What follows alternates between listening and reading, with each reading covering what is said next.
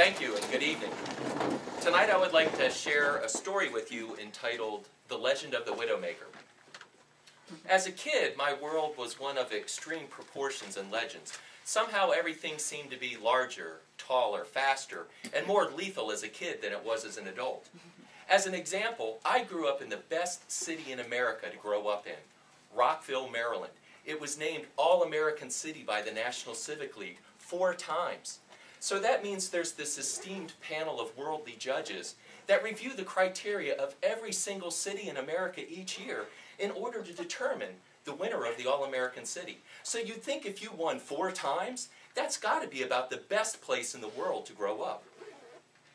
The winners in the All-American City of Rockville were about the coldest and snowiest winters that I ever experienced as a kid. Not that I experienced winters anywhere else other than Rockville, but the winters were so cold that kids actually succumbed and perished to the winters. And that's true because I knew a kid whose brother knew a kid whose cousin lived next door to a kid that happened to. And like you, I wouldn't have believed it to be true if it wasn't for those few degrees of separation that connected me directly to that source.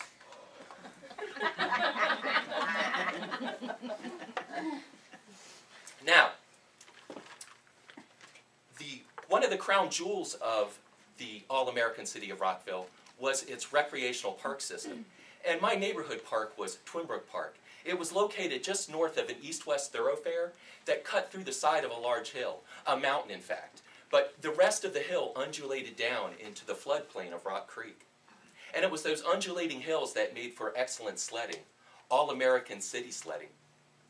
And it was the starting point at the top of the hill. It overlooked that thoroughfare below, and for safety there was a chain-link fence that separated it.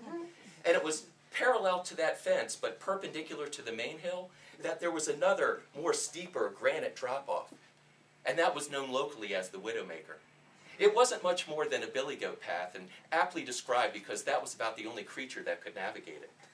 It wasn't very wide, it had that fence to the right, and to the left was an outcropping of brambles that had thorns that were like talons.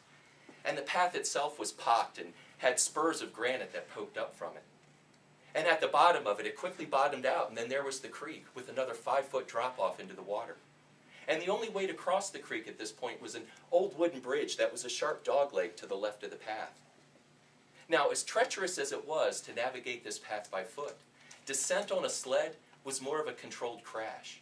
And this wasn't a hill that you chose to sled. You only sled the Widowmaker on a dare. Speeds on it got to about Mach 2 with the first sonic boom happening about a quarter of the way down. And there was no room for error. With that fence to the right, if you touched it with your sled, it would tomahawk you over into the brambles. In fact, about a third of the way down, there was a hole gouged in the side of the fence, the hole tinged in red. Legend has it that a kid dared to sled the Widowmaker, and a sled made contact with it. It tomahawked him into those brambles. He survived, but he lost a hand. And that's true, because I knew a kid, whose brother knew a kid, whose cousin lived next door to a kid that happened to. And like you, I wouldn't have believed it to be true if it wasn't for those few degrees of separation that connected me directly to the source. Now, as a kid, I wasn't much of a leader. I was more of a tag-along. I had no peer group, in fact, at all. And it was during one of these epic snows that I found myself on the main hill sledding next to a group of popular kids. And I overheard them talking about this epic snow fort that they had built in the woods.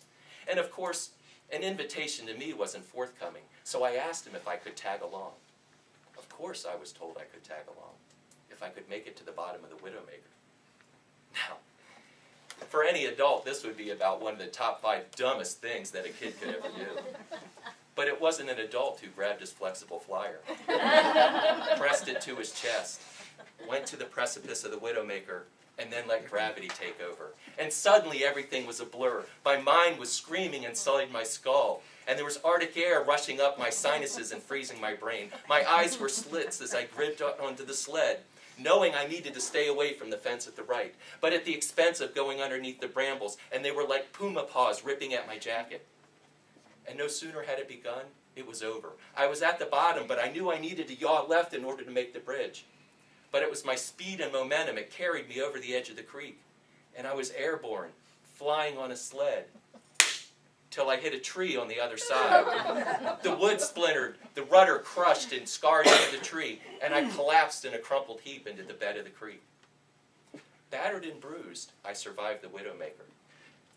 Flash forward about 12 years into the future. I had long since moved away from the all-American city of Rockville, but I had returned one winter to see a friend. And it was right after one of their epic snows that I found myself walking through Twinbrook Park, and once again at the precipice of the Widowmaker looking down. And there was a young boy who had been sledding on the main hill, and he came up behind me. And pointing down to the fence, he said, "My uncle told me there was a kid one time who lost his hand sledding on this hill." I looked down at him and nodded and said, "That was the legend when I was a kid too. I hear he went on to become an accomplished one-armed juggler." Looking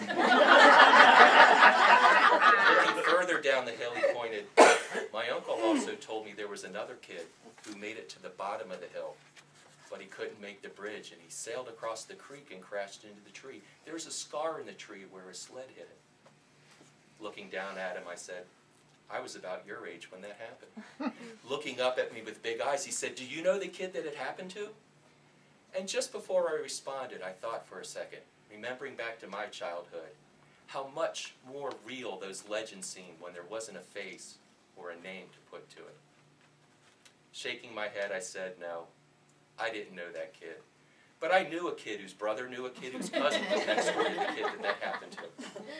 And with that, I turned my back and made my leave. And now, you too, my friends, know the legend of the Widowmaker. Thank you very much.